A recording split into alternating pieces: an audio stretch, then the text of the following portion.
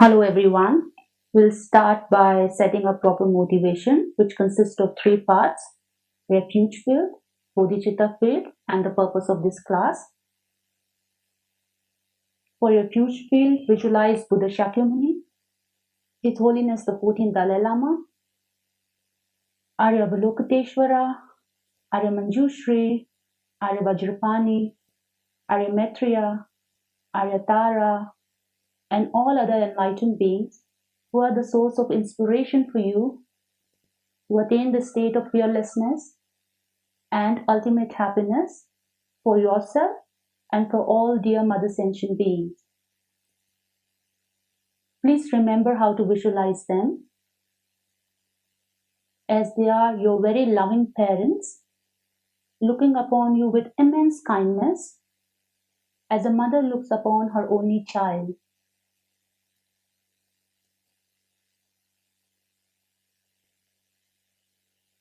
Please visualize them in front of you in the sky for 2 seconds. Next is the bodhicitta field.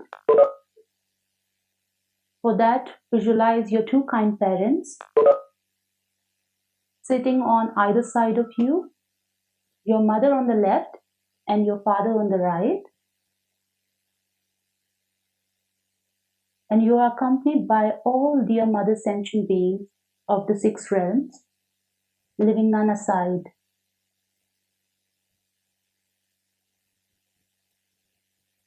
Imagine here you are the mother, looking into the eyes of each and every sentient being, assuring them to take them to ultimate happiness through leading them in this practice.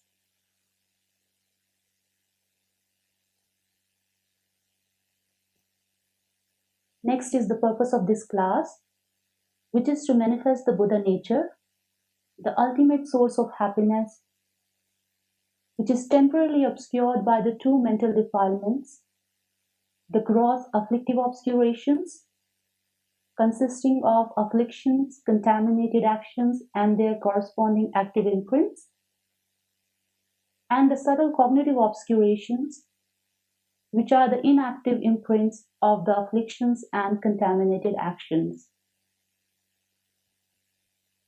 With this purpose in mind, we'll recite from page 3 of the Blaze of Non-Dual Bodhicitta. Enthused by great compassion, you taught the Immaculate Dharma to dispel all perverted views. To you, Buddha Gautama, I pay homage. Enthused by great compassion, you taught the Immaculate Dharma to dispel all perverted views. To you, Buddha Gautama, I pay homage.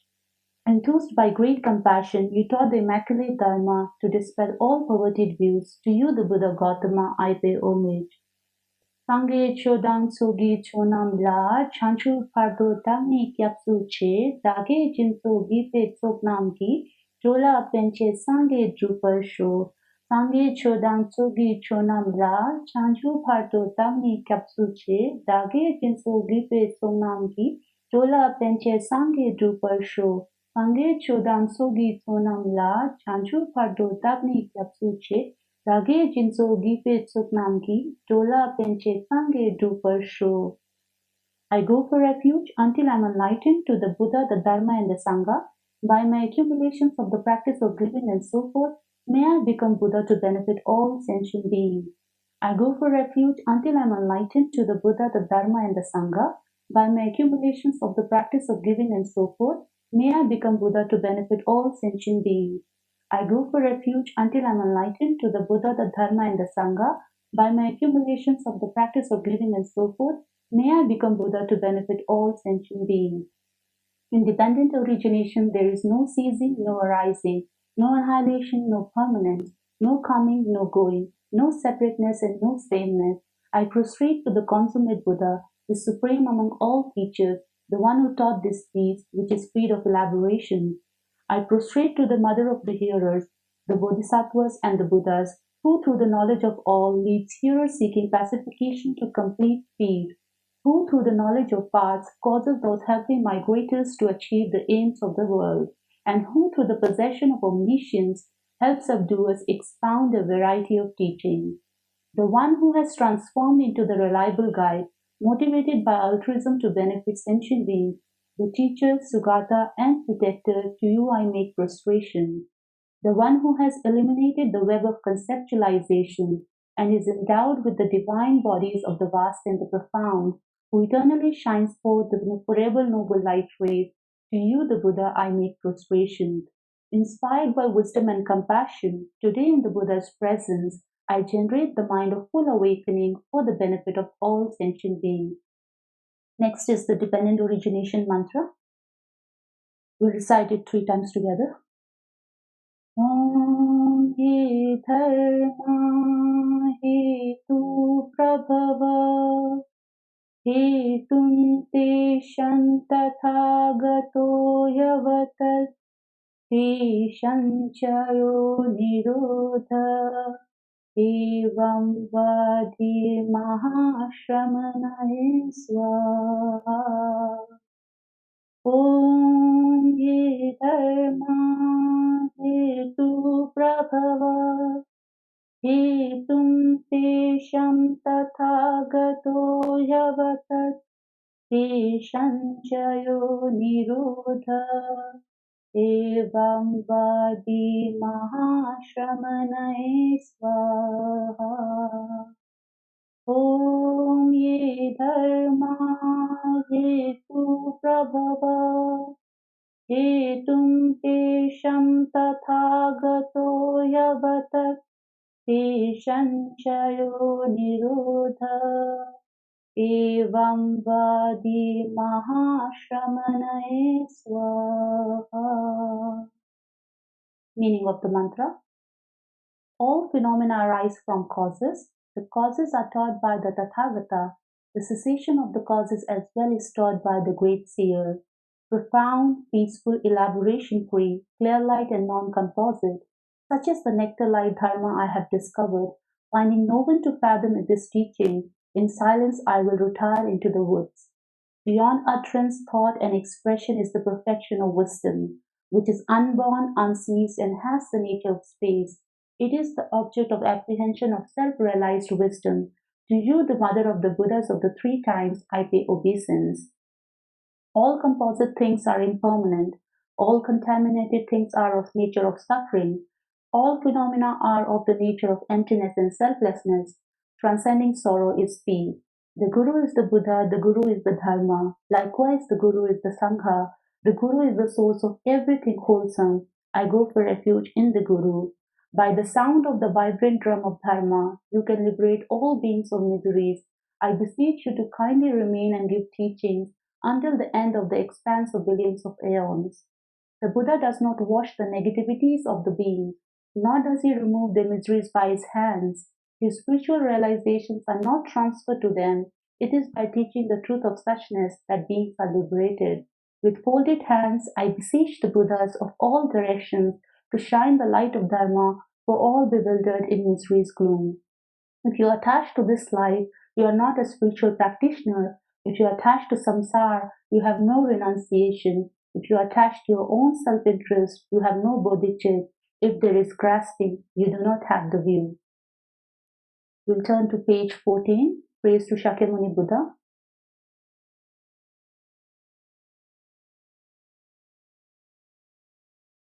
To the founder, the endowed transcendent destroyer, the one gone beyond the foe-destroyer, the completely perfected, fully awakened being, perfect in knowledge and in good conduct, Sugata, knower of the world, supreme guide of human beings to be tamed, teacher of gods and human beings, to you, the completely and fully awakened one, the endowed transcendent destroyer, the glorious conqueror, the subduer from the Shakya clan, I prostrate, make offerings, and go for refuge.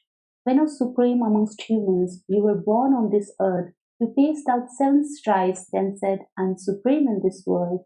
To you who were wise then, I prostrate. With pure bodies formed supremely pure, wisdom ocean like a golden mountain, fame that blazes in the 3 worlds, winner of the best, Lord, to you I prostrate. With the supreme science face like a spotless moon, color like gold, to you I prostrate. Dust free like you, the 3 worlds are not. Incomparable wise one, to you I prostrate. the Savior having great compassion, the Founder having all understanding, the field of merit with qualities like a vast ocean, to you, the Tathagata, I prostrate.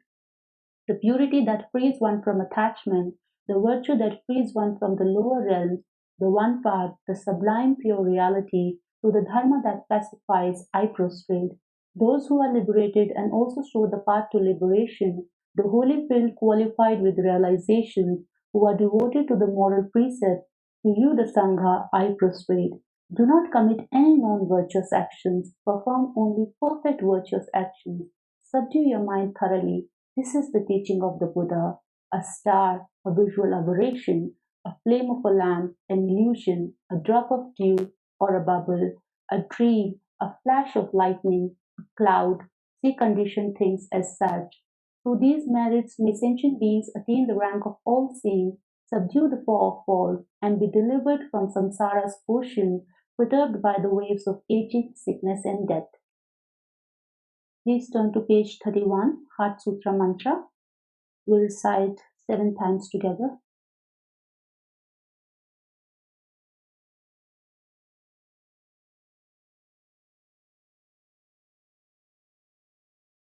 Jayata Gati Gati Parvati Parasangati Bodhi Swaha Jayata Gati Gati Parvati Parasangati Bodhi Swaha Tayatha Om Gati Gati Pargati Parasangati Bodhi Swaha Tayatha Om Gati Gati Pargati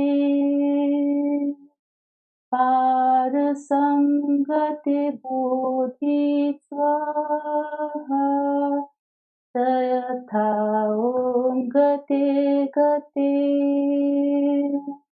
Pargati Parasangati Bodhi Swaha Jayatha Om Gati Gati Pargati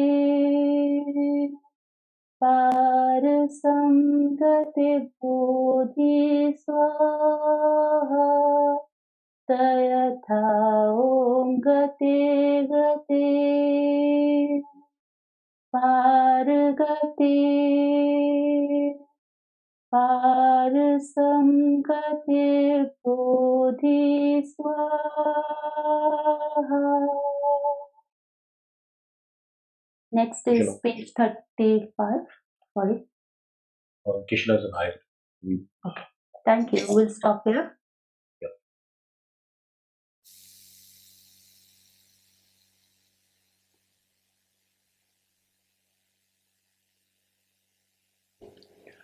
Okay. Does it deliver all of you? Can you hear me? Are you good?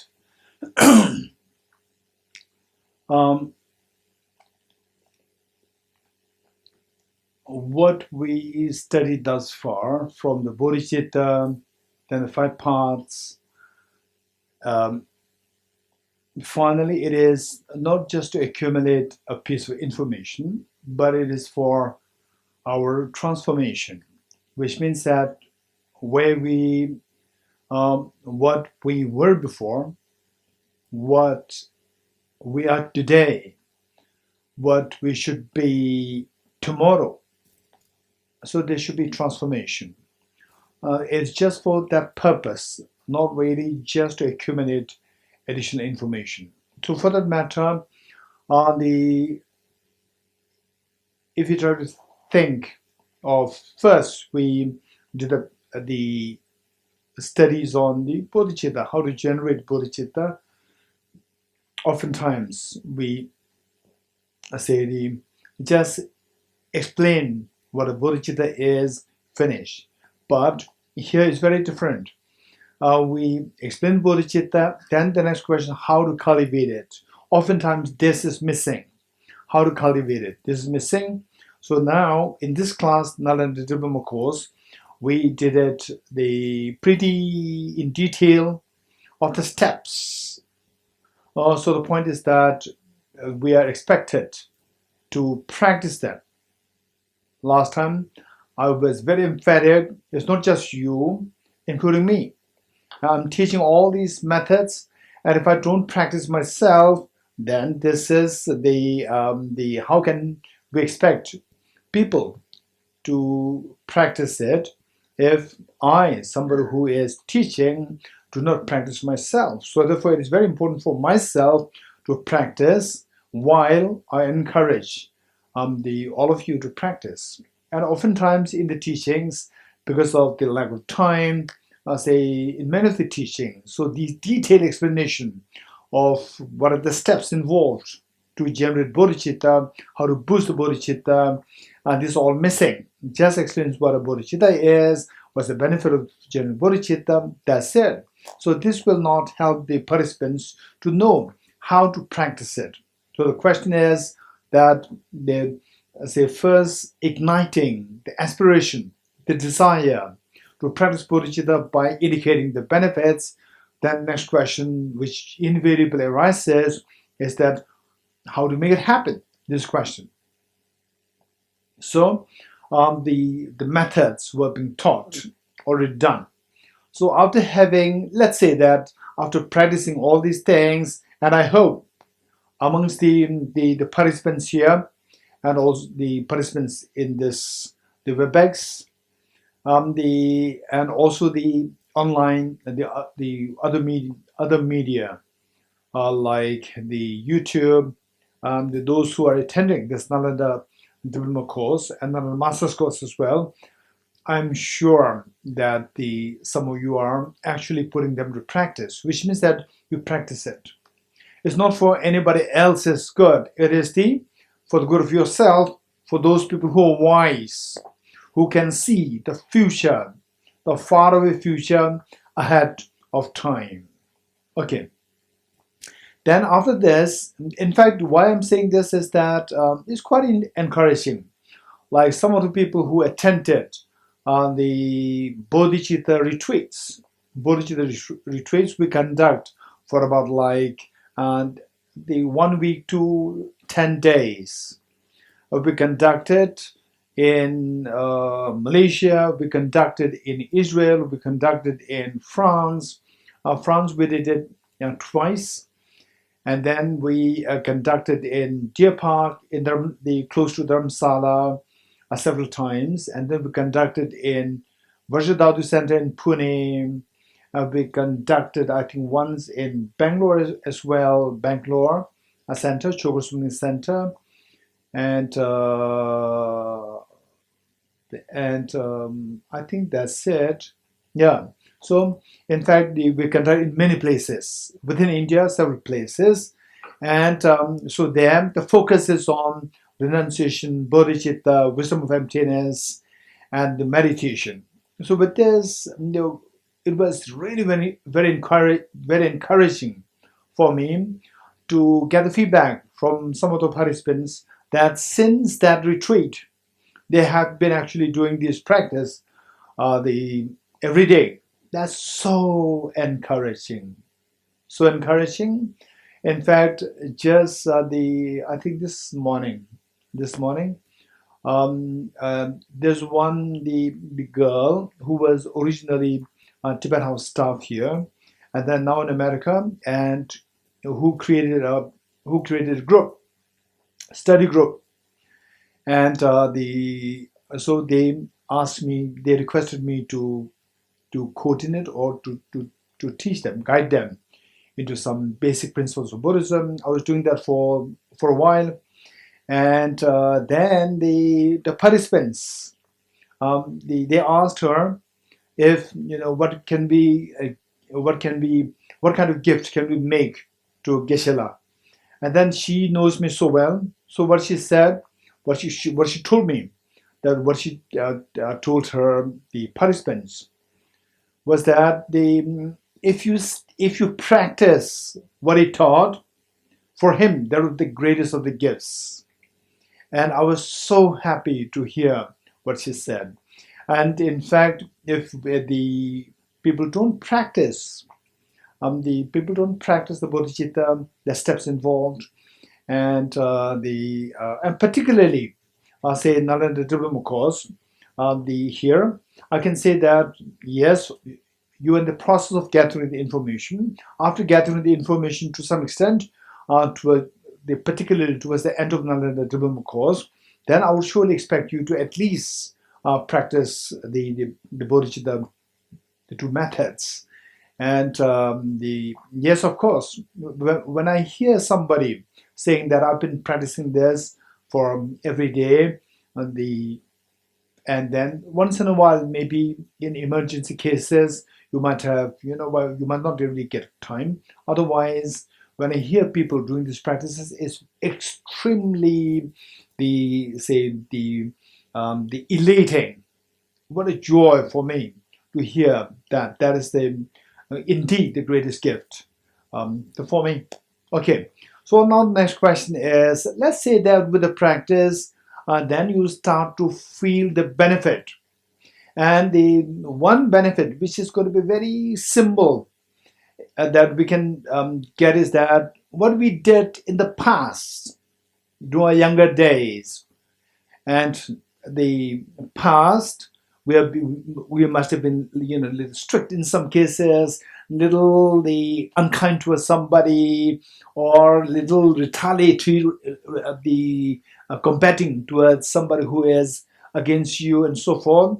Then after a while, with the practice of bodhicitta, say your thoughts automatically go back to these instances, and you start to feel that, oh no, I should have taken it more lightly. I should have done it like this. I should have say responded more positively, and so forth. This is what is bound to happen as a result of the practice of bodhicitta. Whereas in some cases, as we become older, then I did like this. I should have actually done it in a worse way. I should have done even more cunning way, which means the bodhicitta practice was not there. Okay, so the point is that our mind should become more and more tender. More and more tender. It doesn't mean with the practice of bodhicitta, then your anger stopped altogether. No, this is too much of expectation, too much of what do you call it? Being very the ambitious. We should be very realistic. As long as the progress is happening, this is amazing.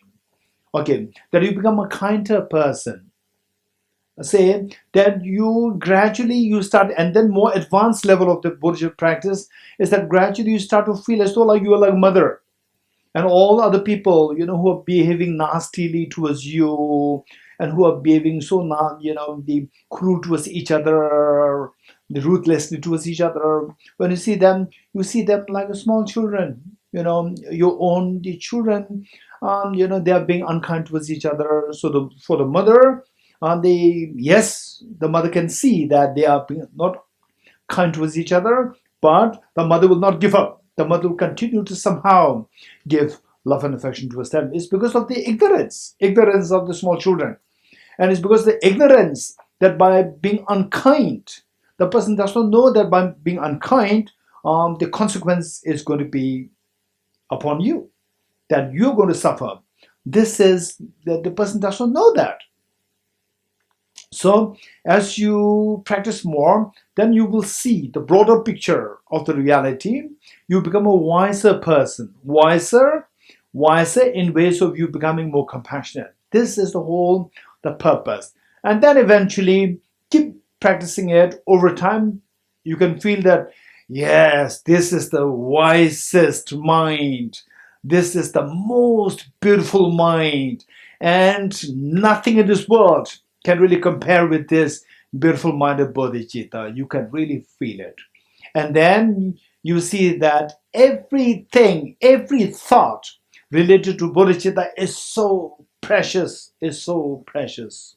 For example, say the people working in your own shop, in your own shop. So if you are to stay for another 5 minutes extra and you get the say $1 extra, you're very happy to stay there because you see the benefit.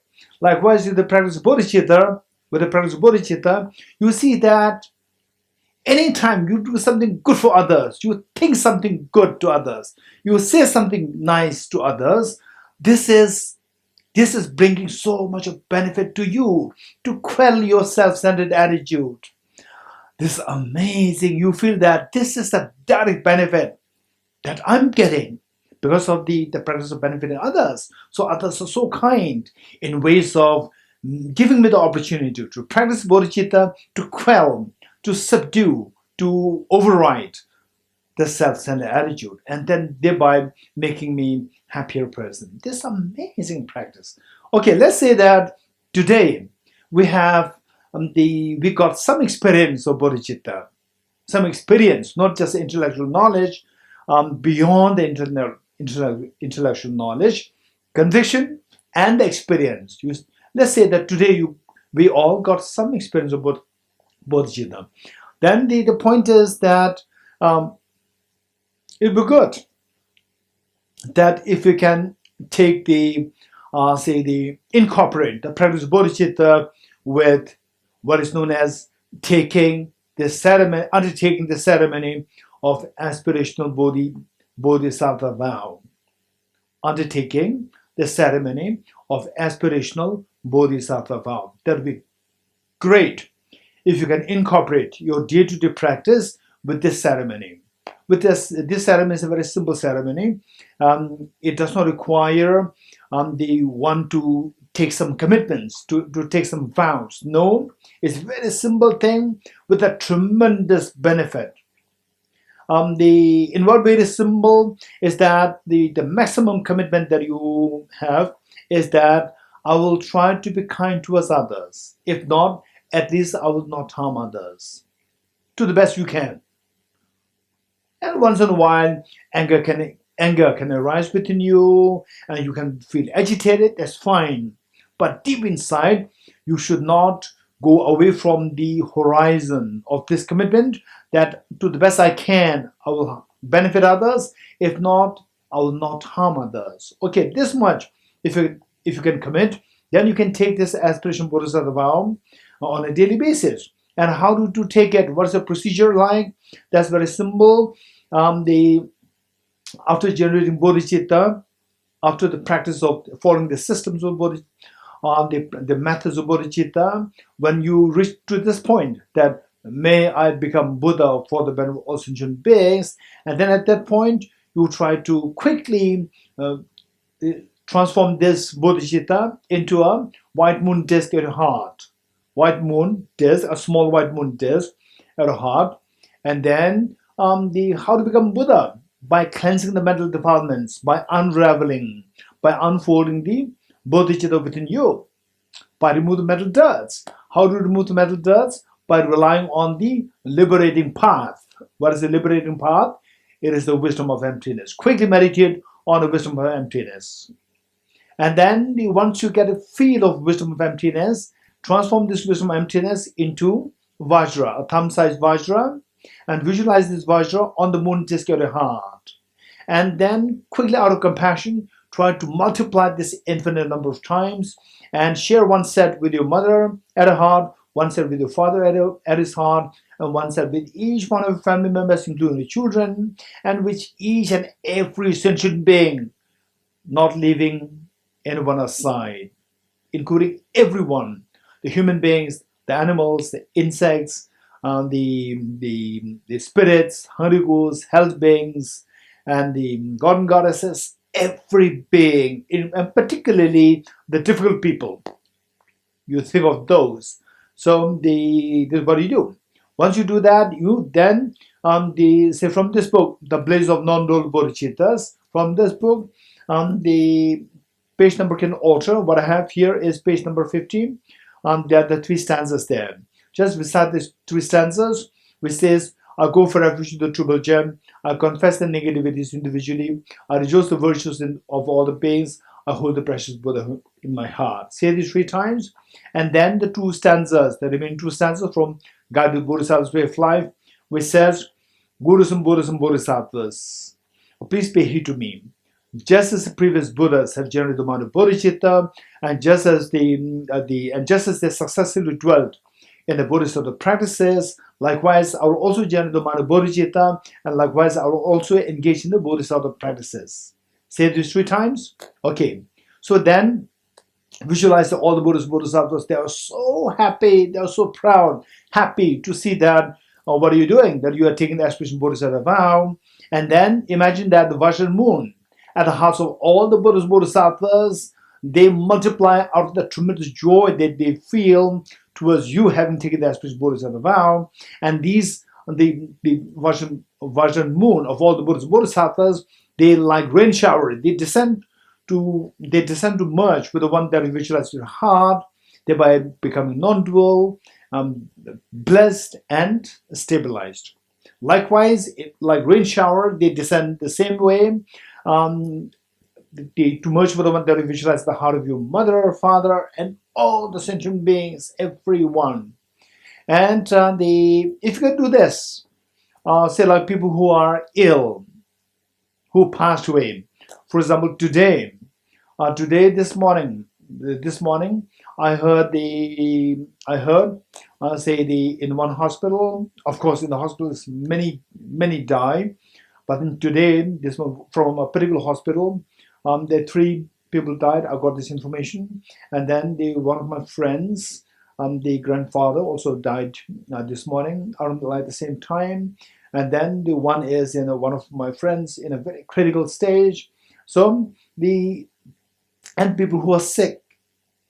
So the best prayer, the best puja that you can do is to visualize them around you and imagine that they are also practicing the same thing. Bodhicitta, wisdom of emptiness, and receiving all the Vajra moon from all the Buddhas, Bodhisattvas, and then blessing them. This is the best of the practice for them. This is the best of the prayers to do for them, for those who passed away, to be connected with the Dharma in the future lifetimes, and those who are sick and who are in the hospital, to that the negativities are washed away.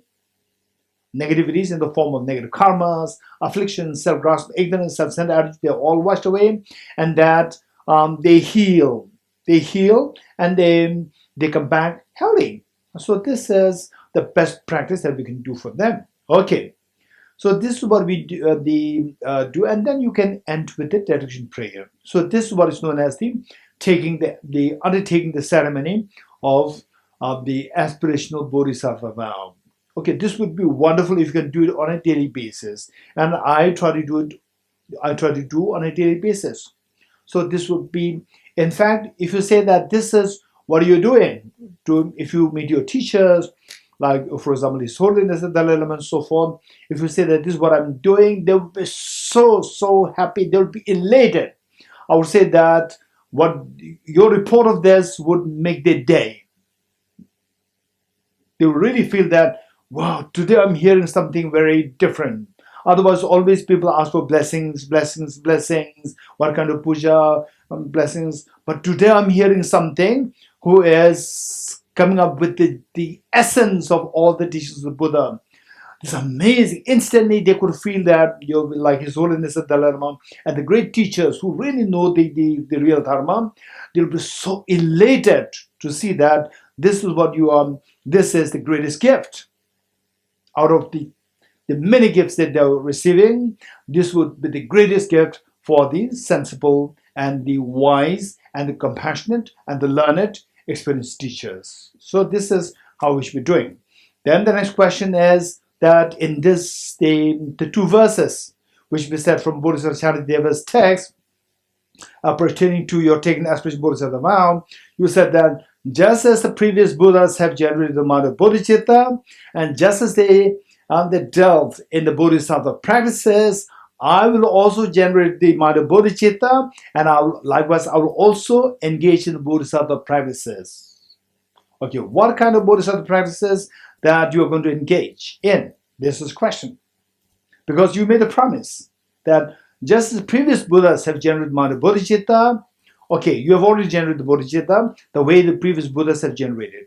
Now, the second additional point is that just as the previous Buddhas have generated the bodhicitta, and just as they successfully dwelled in the Bodhisattva practices, likewise, I will also engage in the I will also generate the mind of bodhicitta, and likewise, I will also engage in the Bodhisattva practices. What kind of Bodhisattva practice are you going to engage in? This next question. So, 10, the 6 perfections and the 4 perfections. The practice of the 6 perfections and the 4 perfections, making 10 perfections. And additionally, the practice of the 4 means. The practice of the 4 means to nurture the students. Okay, 6 perfections plus 4 perfections plus the 4 means to nurture your students.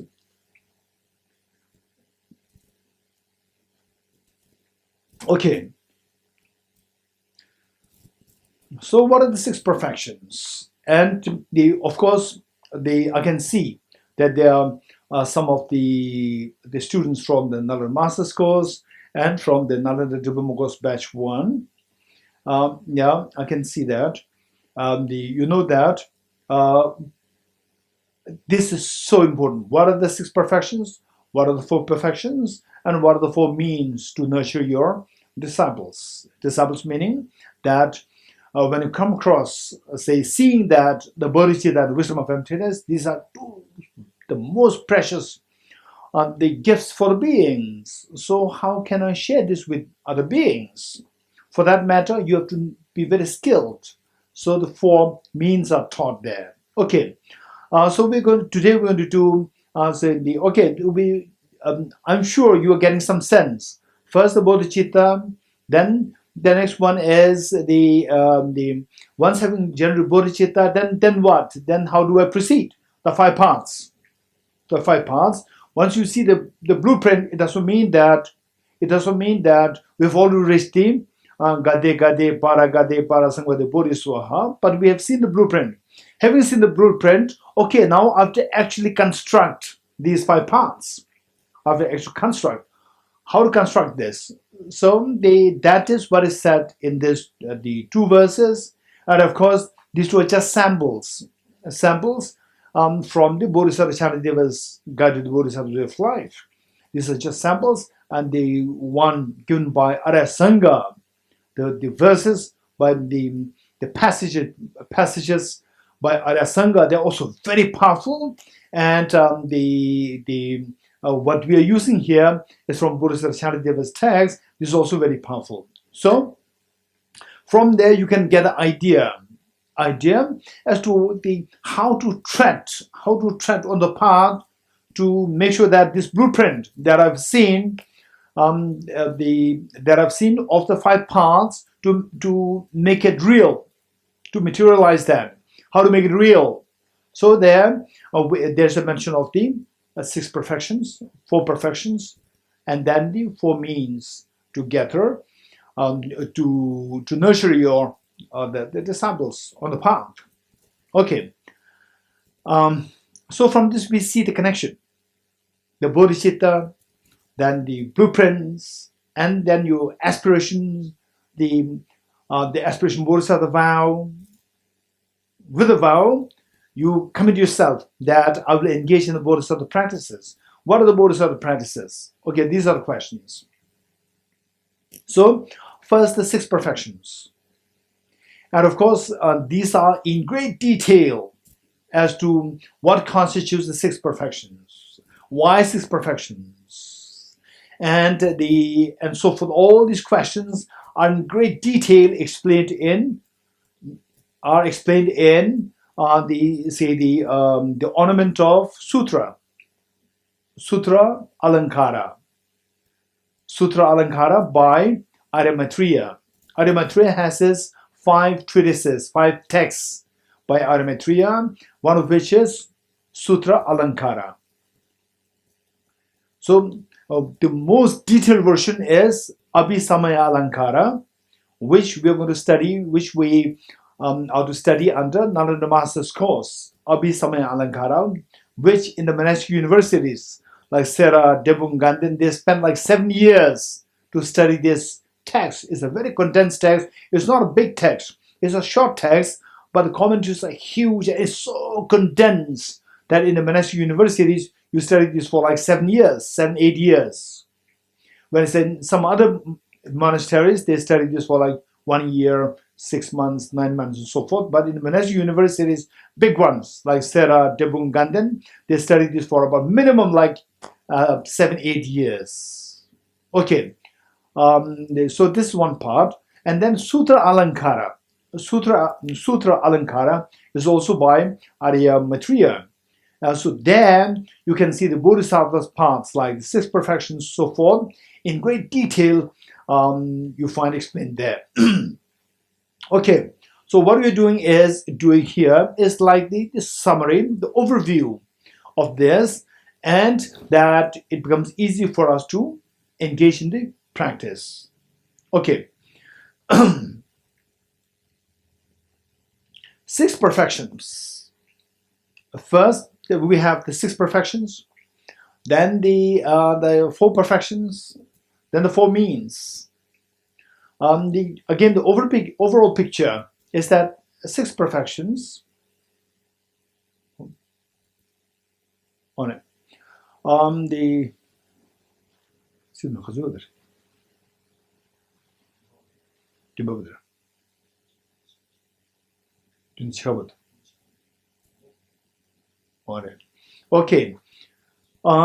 The 6 perfections is primarily for your growth for your development, cultivation of the bodhicitta.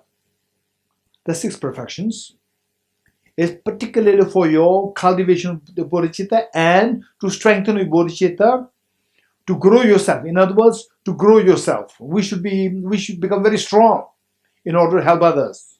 The 6 perfections. Then the 4 perfections is to let others grow. Let others grow. Let others grow. Let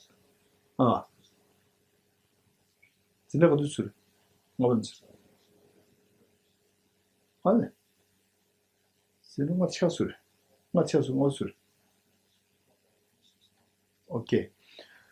Okay, so after this class, I have another class for the Brazil group. So therefore, we have to stop it in a few minutes. Okay.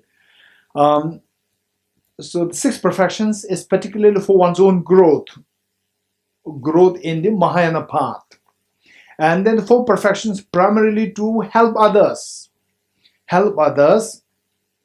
And then the 4 means. The 4 means they are specifically for the growth and guiding others into the Mahayana path. You can see this distinction: helping others and guiding others. Helping others, for example, if there's a poor person, I give some money, the person is helped, but I do not guide the person. And a person is sick, I take the person to the hospital, and then the person is healed. So I do not guide the person. Whereas, say, the 4 means they are to guide the other person. Okay, if somebody becomes sick, you have to take him to the hospital like this. Get the ambulance, and then meet with the doctor, and then try to go through a shortcut. Don't just wait and let the person die. So you have to guide. So one is help, and guiding is helping, but the guiding is to guide to how to help others. Okay, so there are three things. Now, practically speaking, before you grow yourself in your what? In your warmth, in your kindness. Let us keep in mind that this is very important. This is very important. Before we grow before we grow, in your kindness, in your warmth, and so forth. And okay, so this it will come along. It's fine. So the first, let's quickly go through the six perfections. Six perfections. And before I go through each of the six perfections into the classifications, it's important for us to know the link. Why the first, generosity the first, next followed by the discipline, ethical discipline, next followed by the patience, enthusiasm, and then the meditation concentration and wisdom. Why in this order? This is what I will explain here, and then we'll stop here. Say this practice, the six perfections, is for your growth, your growth into the Mahayana path. For that matter, what is what is the fabric? The fabric of the Buddha's teaching, the basic foundation of the Buddha's teaching is compassion. Whether it's a Mahayana teaching, Theravada teaching, or so whatever teaching, any teaching of the Buddha, be it Theravada, be it Mahayana teaching, Vajrayana, the ground is compassion. Let us not forget this. Even if it is a Theravada teaching, even if it is a Sharavakayana teaching, Pradika Buddhayana teaching, the ground is compassion. When the compassion is missing, it is not the Buddha's teaching. Let us not forget this. Let us not forget this. Number one. Now, the ground of the Mahayana teaching, on top of the compassion, the ground of Mahayana teaching is love and affection. Love and affection. A deliberate attempt to reach out to others. Deliberate attempt to reach out to others. This is the Mahayana, the fabric of the Mahayana teaching. Deliberate attempt to reach out to others. Okay. So with this, they say I become Buddha for the benefit of all sentient beings. So you are saying that I'm going to reach out to all beings. How are you going to reach out to all beings is the question. Practically speaking, how will you reach out to others? Practically speaking, right? This is my question to all of you. Practically speaking. So the point is that how people feel connected to you. It is not that I go and say that, okay, I will teach you the path to Buddhahood. Nobody will be keen to listen to you. So say there should be means which the other people will feel receptive. What is that thing? The one thing which is universal is the gifts, often gifts, generosity. Number one, generosity is the one which is a universal language, which everybody understands. This is the language, the language of the gift, presenting gift is a universal language which universally understands that this is the indication of the other person's feeling of closeness, feeling of love, feeling of affection. No barrier. Barrier dissolves. So the first one is generosity. And of course the details. Generosity does not only mean the gift of the material things. We have to go into detail what the generosity is constituted of. So first, I'm just giving you the blueprint of the six perfections. Why six perfections? The first one is to create this Mahayana, the spirit, Mahayana spirit of deliberate reaching out to others through generosity. Reaching out to others, and the others receive. Others feel the receptivity. Unless they feel the receptivity, then there's no point in you trying to exert effort. You put effort, and then others feel receptive of what you have to offer. So that is the what should we do. And then the easiest thing, which is universally the effective, is the kindness. Kindness in generosity. So generosity that connects you with others. Number one. That is the ground of the Bodhisattva path, number one. Then the next one is, okay, so if we examine our thinking, since our childhood, what is that like? What is that like? Let's say that let's say somebody gives, say, imagine we are like 5 years old girl or 5 years old boy. Imagine, and some of you can actually go back in time and imagine that somebody gives you with two chocolates or one chocolate, and then say a neighbor girl or a neighbor boy comes, like your same age, and then the person asks you, okay, share this chocolate with the other boy, other girl. Then what is your reaction, right? What was your reaction? Okay, most likely no, or most likely your face will drop, right? Oh no, right now I have to share it, right? Otherwise, in some cases, it's like this, right? In some cases like this, and in some cases, even if not like this, but they're not too happy to share this, right? Okay, so this is who we are, and this person is to go to follow Bodhisattva path, right? This person. So for that matter, what we see is that we should be very realistic. We should extremely be realistic and practical. This is so important. Don't just let us not, we have to know where we are, and from there we begin, right? Say you are in Delhi. Let's say there you are in Singapore. Some of you are in Singapore, and then some of you are in Delhi. Okay, and then some of you, I don't know if there's anybody from Dharamsala. Okay, right? And then we said, okay, all the NDC participants, we will go for or to have an audience with His Holiness the Dalai Lama. And then, okay, then I'm in Delhi. Most likely Hamula is in Delhi. I'm not too sure.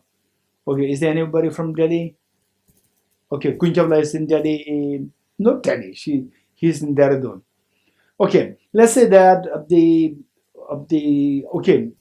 Basla is in Delhi, and then the Basla, okay, so it takes about like 14 hours or one and a half hours from here by flight, and for the 12 hours by car to. And then the Singaporeans say, okay, it's for the 1.5 hours. It's very convenient. No, for you it's a little far away. For you have to first travel to Delhi, or you have to travel to Amritsar, right? And then from the USA, it's even longer. So you might have to first transit in Europe, then from there, or sometimes direct, like 16 hours flight, right?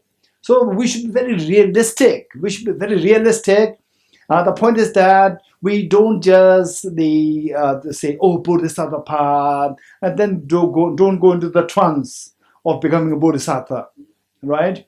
This should not be, don't be idealistic. We should be very realistic. Learn all the concepts which are called the blueprints. Blueprints, they are not the real structures. They are the blueprints. Learn the blueprints and then start by being realistic. Know where you are. Meaning, what is the degree of your self-grasping ignorance? What is the degree of your self-centered attitude? What is the degree of your compassion? We should know where you are, who you are, what are the qualities, what are the degrees of the qualities, what are the degrees of the bad habits. We have to know all these things. Once knowing these things, don't be afraid to know who you are. Don't be even feel shy of knowing your weaknesses. Only if we know the weaknesses, we can rectify them. If we don't know them, if we don't even think of reflecting on what these the demerits are, your weaknesses are, we will never overcome them. And then we will never achieve the infinite happiness and the fearlessness. We will never achieve that state. So for that matter, we have to first know what we are. So the tendency for us is that, okay, for the time being in this diploma course, when I attend the class, everything, we can see that there's a glow of enlightenment, the glow of enlightenment on your face. I can see that right now. I can see that. But the next moment somebody says, what a stupid thing that you're doing, right? Instantly your face, enlightened face, will change into a, not a demonic, but a very scary face, right? How dare you say this? This is who we are. We have to accept the reality. But this is not your true nature. This is not our true nature. The true nature is very different. You're getting it? But we have to know. We have to know how otherwise I will behave if I'm in a different situation. That's so important. So from there, the point is that we see inside us, we see that like there are two factors inside us. One is destructive and the other is constructive. Destructive thoughts and the constructive thoughts. Destructive thoughts which can simply ruin us, and constructive thoughts which can really keep our mind more calm, peaceful, happy. Okay, we have two thoughts there. So the point is that when we speak about gade, para samgade, bodhiswaha, it is to remove the destructive thoughts and to increase the constructive thoughts. This is the whole idea of the following the bodhisattva path. So for that matter, at times, if say in a box where otherwise I should be keeping candies and biscuits, cookies, and so forth in the box, or honey, and had it been the case that this box is a little dirty there, and I put honey directly there, there's no point, because I want to use that container as to keep my extremely high quality honey there. And the moment this quality, although it's very high quality honey, but if that's mixed with the soil, dust, and so forth, the pollutants, then it is useless honey. Useless honey. So therefore, the point is first remove the dirt, remove the bad things, and then you put the good things in. So our mind is like the container. Our mind has the dirty things, the destructive thoughts there. Remove these to the best you can, and then meanwhile fill this up with the good constructive thoughts. This is what we have to do. So removing the dirt, meaning that remove our bad habits. Remove our bad habits, right? Like this since childhood. Say the chocolate keeping like this. Remove this habit. This is not because you are a child. This is what you brought from your past life. Maybe when I was young, I must be also doing that. Most likely not.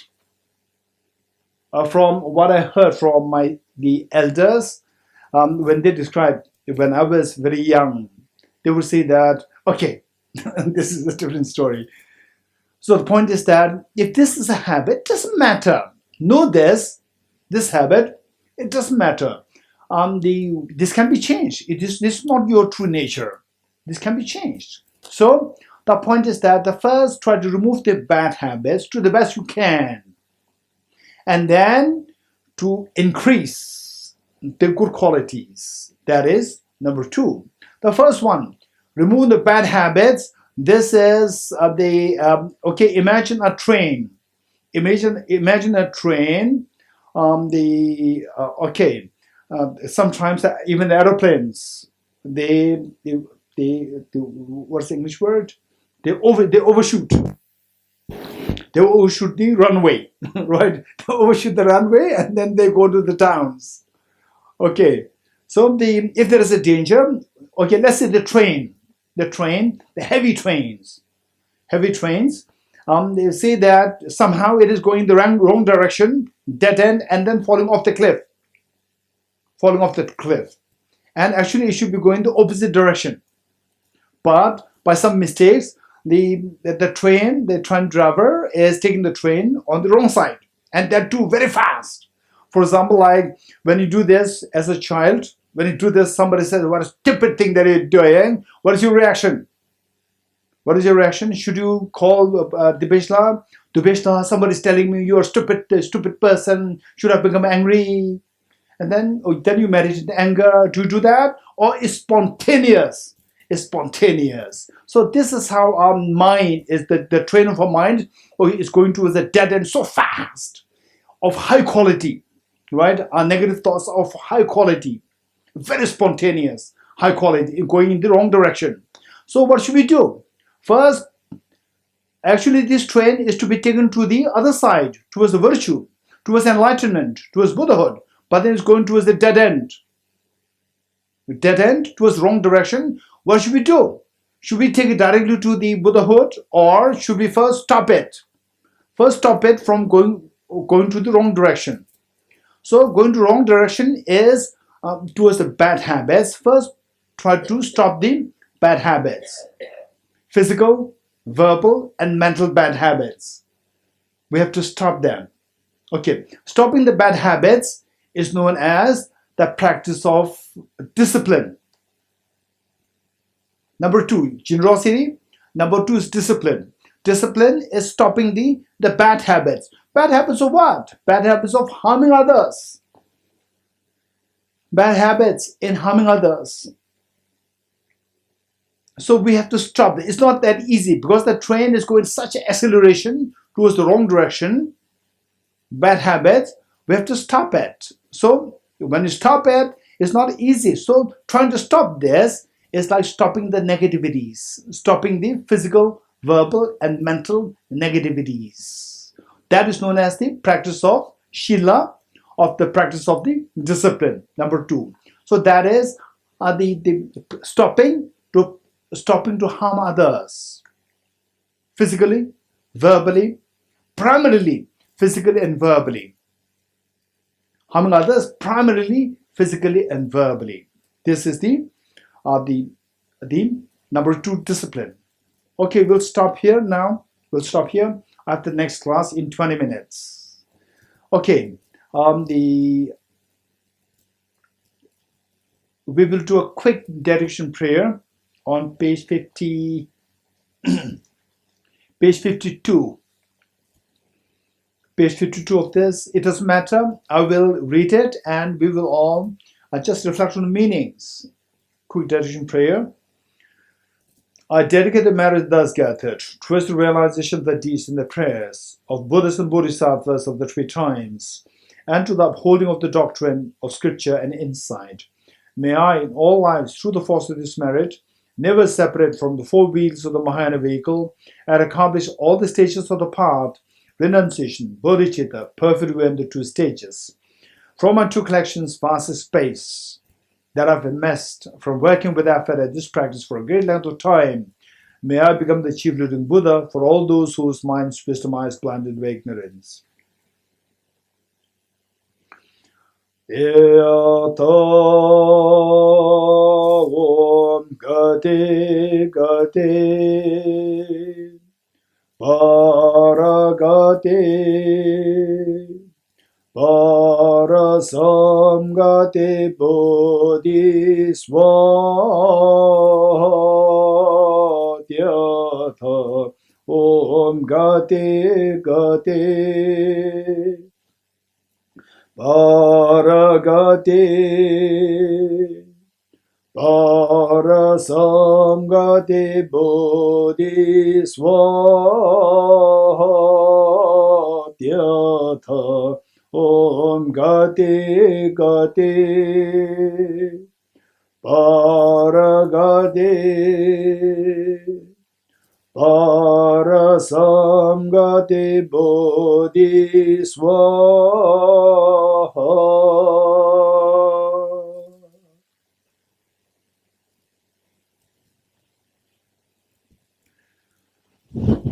Okay. See you next time, all of you.